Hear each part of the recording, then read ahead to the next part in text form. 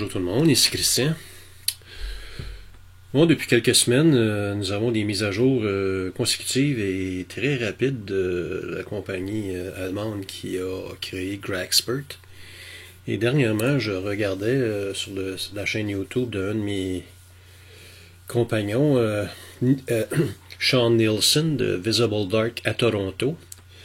Et j'avais été faire des commentaires suite à sa présentation et moi je trouvais qu'on avait des problèmes au niveau de l'icône sur notre bureau où est-ce qu'on ne pouvait pas, en appliquant l'exécution en contexte global, on ne pouvait pas avoir l'apparence de l'interface complète. Fait que je m'étais prononcé là-dessus, puis il y a un monsieur qui a répondu, il dit c'est pas un bug, il dit c'est un comportement qui est attendu.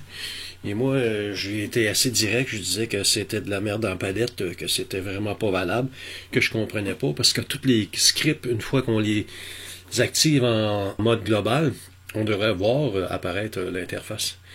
Là, il me dit que l'intention derrière tout ça, c'était de pouvoir utiliser l'icône pour procéder à Grexpert en mode de batch, en mode de pouvoir faire plusieurs images, une derrière l'autre, et ainsi de suite.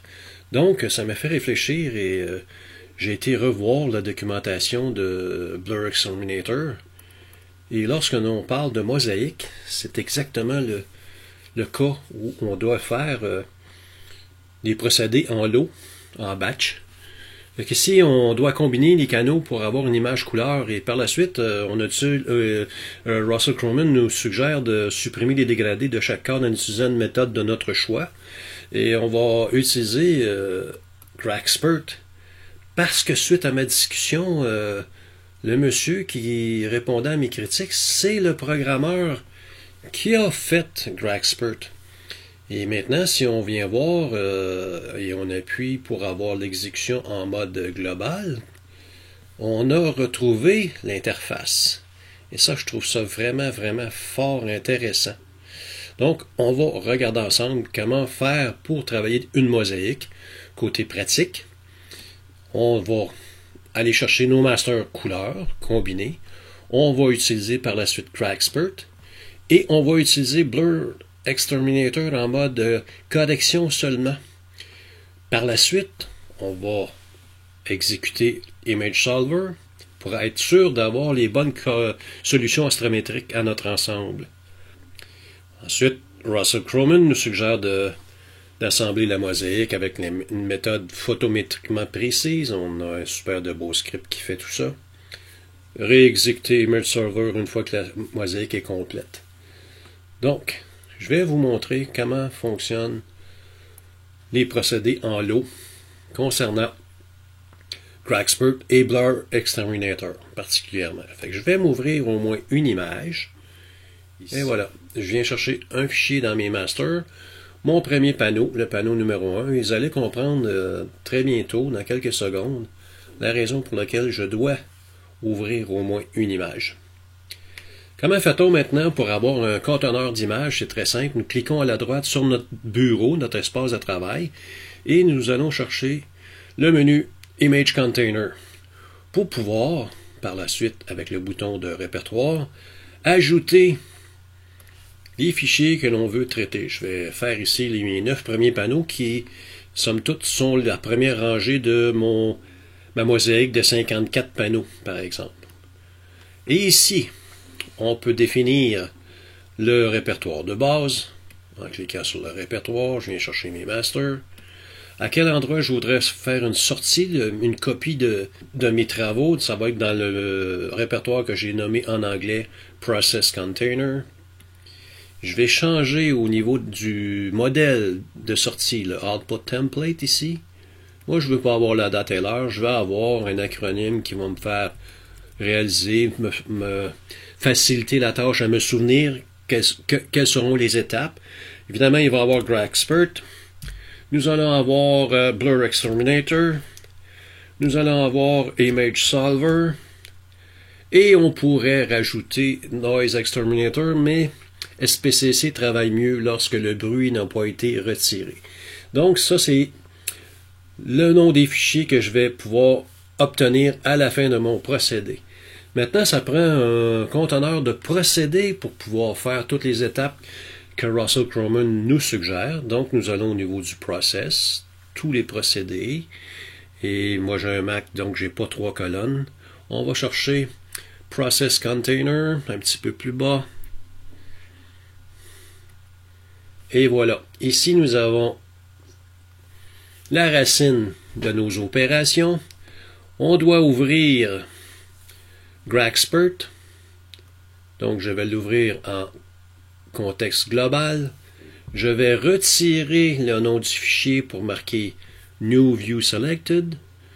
Je vais remettre l'adoucissement à 0. J'ai lu la documentation de Gracspert. Je l'ai traduite aussi et la documentation traduite en français sera disponible dans la description du vidéo. Vous allez avoir un hyperlien pour pouvoir le télécharger sur vos ordinateurs. Ça me fait plaisir d'avoir fait le tout. Et c'est là que j'ai compris que on n'adoucissait pas nécessairement la fonction de dégradé. On pouvait s'en servir si on avait des problèmes. Et dans ce cas-là, les gens de Gracspert nous demandent, à travers un formulaire, de pouvoir les aider à améliorer le traitement, l'apprentissage de leurs systèmes neuronaux, le système d'intelligence artificielle, en offrant nos captures qui ont fait défaut. Donc, on peut quand même essayer d'avoir une très belle image en jouant avec le facteur d'adoucissement. J'aurais pas besoin ici d'avoir, je veux pas voir le modèle d'arrière-plan et je veux remplacer l'image à laquelle on va produire dans notre conteneur d'image. Donc ici, je prends l'icône de nouvelle instance et je le glisse dans mon conteneur de procédé. Et on voit à la droite que pas de correction, pas d'adoucissement. Je veux remplacer l'image cible. Je ne veux pas avoir de modèle d'arrière-plan et ainsi de suite. Deuxième étape, ça va être d'utiliser Blur Exterminator. Donc, je vais activer Blur Exterminator et en mode correction seulement le bouton de nouvelle instance pour faire mon deuxième procédé dans mon container.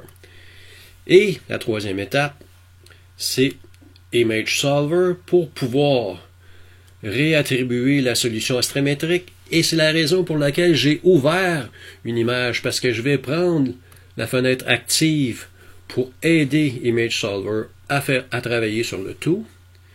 Je l'applique à mon conteneur de procédé. Et le truc, je peux fermer mon image en passant, avant de procéder, c'est de prendre l'icône de nouvelle instance du conteneur d'image et de le glisser dans le bas de la fenêtre du conteneur de procédé. Et on relâche la souris. PixInsight va faire chacune des étapes pour les 9 images qui sont dans le conteneur. Donc ici, on va regarder un peu le procédé concernant la première image. Gracspert est déjà terminé, ça a pris quelques secondes. Maintenant, on a l'application de Blur Exterminator qui va être sensiblement rapide. Donc, on peut procéder à un lot d'images assez constantes, assez grosses. Moi, si je fais mes 54 images, PixInsight va en avoir pour peut-être 20-25 minutes à procéder le tout. Donc ici, pour les 9 images, je vous reviens une fois que c'est terminé. Vous pouvez voir maintenant ici que Image Solver est en train de faire le travail. Et on est rendu déjà à la deuxième image. Fait que je vous reviens un petit peu plus tard.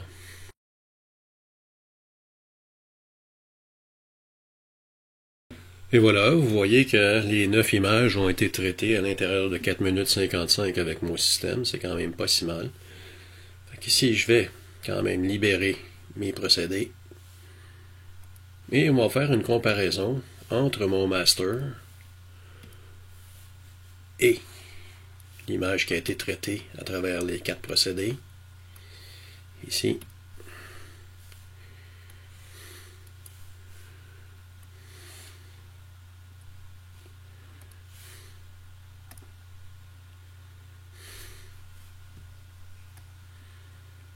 Je vais faire un étirement un petit peu plus soutenu.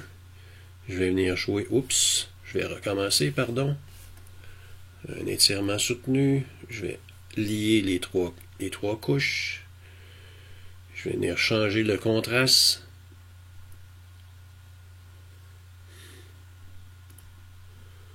On voit très bien ici à la gauche tout le bruit, etc., etc. Je vais amener cet étirement à ma deuxième image pour avoir une comparaison qui pourrait être similaire, malgré que, oups, on va essayer avec le système plutôt. Ah, on voit ici très bien que les trois canaux sont vraiment différents. Et la déconvolution a fait un super de beau travail. En ce qui concerne le bruit, bien, on a décidé de le garder pour que SPCC puisse faire un meilleur travail. Donc, je fais avant une comparaison avec le master et ici c'est notre master initial et ici c'est le résultat suite à la déconvolution et à l'enlèvement du dégradé de cette capture. Donc l'utilisation de procédés, conteneur de procédés et conteneur d'image, les uns dans l'autre, la nouvelle instance du conteneur d'image vers le conteneur de procédés et vous effectuez le tout. Et vous avez le temps d'aller prendre un bon café et de profiter de la puissance de PixInsight. En espérant que vous avez apprécié. À la prochaine.